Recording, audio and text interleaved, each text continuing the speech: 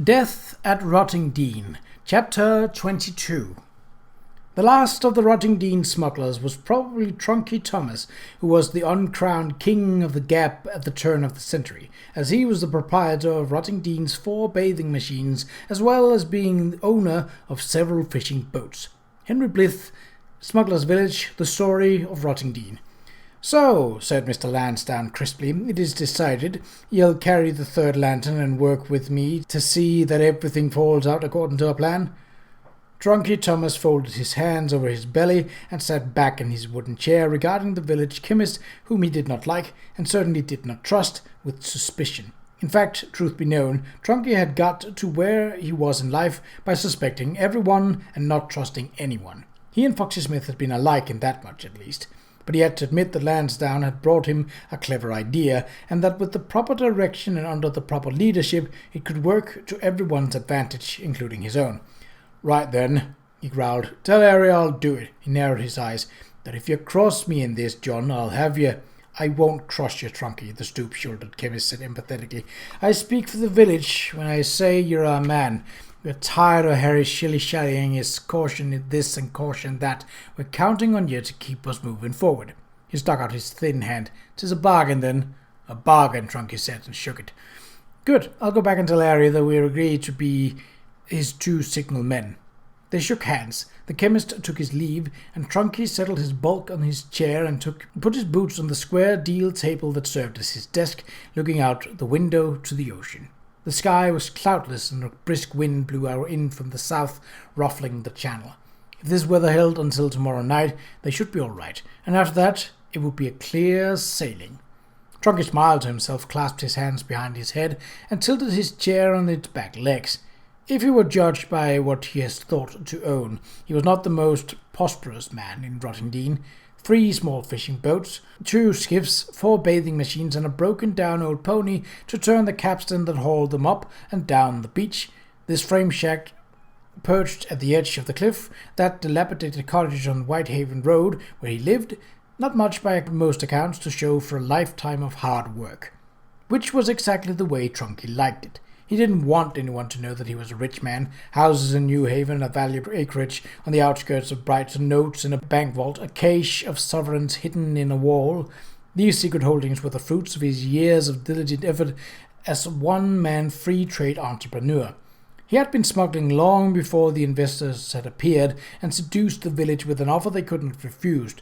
But if you asked anyone in Rottingdean to name the village's most respected man, he'd be up there top of the list, well above Harry Totwell.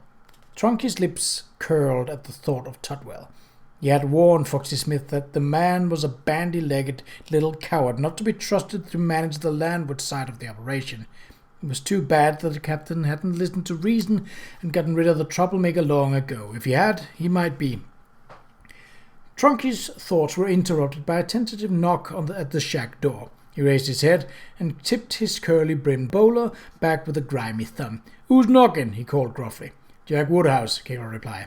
"Ah, Fat Jack, the laziest man in Rottingdean, but a reliable man, a cooperative man, a man who knew when to watch the wall."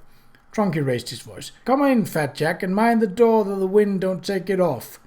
The constable stepped inside, a tall, brown-suited gentleman at his heels. Fat Jack, with an oddly fearful glance that Trunky could not read, fumbled his way through the introductions. "His lordship has some questions," he said, "about young Radford and Captain Smith." "That's so?" Trunky asked, not getting up and not taking his heel off from the table. Since there were no other chairs in the shack, his visitors perforce had to stand. He spoke with a barely disguised insolence. "What does your lordship want to know?" "To begin with," Lord Sheridan said mildly, "who stabbed George Radford, who bound him to a heavy weight, and who rowed his body out to sea in a skiff?" Trunky dropped his hands and rubbed a finger over his chapped lips. "Stabbed, eh?" he muttered. "Trussed up and towed out to sea." He cast a contemptuous look at the constable. "He didn't fall on his knife as he jumped the cliff to drown himself the way Fat Jack told us?" Fat Jack opened his mouth to remonstrate, thought better, and closed it again. "No," his lordship said, "he did not." Trunky narrowed his eyes and picked out the most relevant point. "Whose skiff?" "That, Mr. Tom," his lordship said thoughtfully, "is the central question. I wonder if you would mind our taking a look at yours." Trunky did mind, as a matter of fact. He minded very much, but it was safer not to show it. What else you want to ask? Who might have wanted to kill George Radford? Trunky was by nature a slow and deliberate man who thought questions through before he attempted to answer. This question, however, afforded an opportunity he could not resist. He responded before he even reflected. You might want to talk to Harry Tutwell. He's the stable master at Orgham Stables. Is he? And what might have been Mr. Tutwell's motive? Trunky shrugged. Radford got too close to his business, maybe. What business? This question, sharply put, gave Trunky pause. Perhaps he should not have been so quick to implicate Harry. After all, that particular sword could cut both ways. You'll have to ask Harry, he said evasively. He's a closed-mouthed man. I don't know much about his business.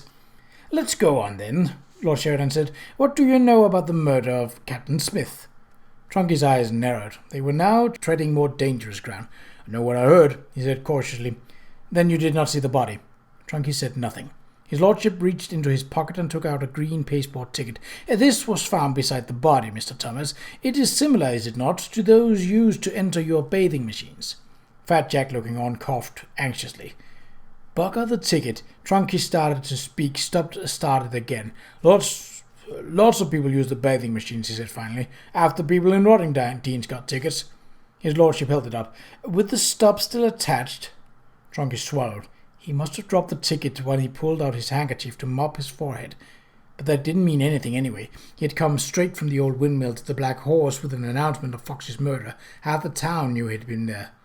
Well, yes, now that you mention it, I probably did drop that ticket. It was a real shocker to see the captain sitting there with a bullet hole in the middle, dead as a door knocker. I pulled out my handkerchief to mop my brow and probably lost it then. And that was what time, Mr. Thomas? Trunky knew exactly what time he had been there, but he scratched his head, pretending to think. Oh, maybe 8 o'clock or after. He was cold, he added helpfully. He'd been dead for a good long time when I saw him. And who do you think might have killed him? Trunky gave the nosy lord a long stare. Two-edged sword or not, he now had no choice. Talk to Harry, he said. I shall, his lordship replied. He fixed Trunky Thomas with his sharp brown eyes. Do you have a gun, Mr. Thomas?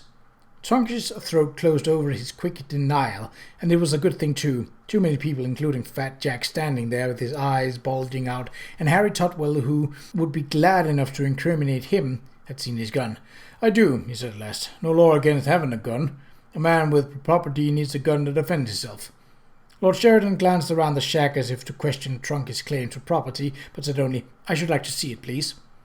Trunky shot an apprehensive glance at the constable. He could say that he kept it at the cottage, but Fat Jack, who'd been in the shack one day when he took it out, would likely betray him. The constable looked away. Trunky sighed. Opening the drawer, he took out his Webley revolver, the gun his brother had brought back from the Zulu Wars 15 years before. He laid it on the scarred wooden desk. Lord Sheridan picked it up and sniffed the muzzle. Recently fired, he murmured. He worked the catch and broke the gun open when he held the barrel up to the light and sighted it through while Trunky cursed himself for not having cleaned the weapon. Then he snapped the action shut and placed the gun on the table, saying nothing. Trunky put the gun back in the drawer and closed it. I used it for target practice last week. Is that right? His lordship replied, one eyebrow raised. Several of you shooting, were there? Trunky swallowed. No, just me. I got a bot set up behind my cottage. His tongue felt thick and his hands had gone clammy. I didn't shoot him, he swallowed and said again louder. I didn't shoot Foxy, yeah? Lord Sheridan looked at the constable.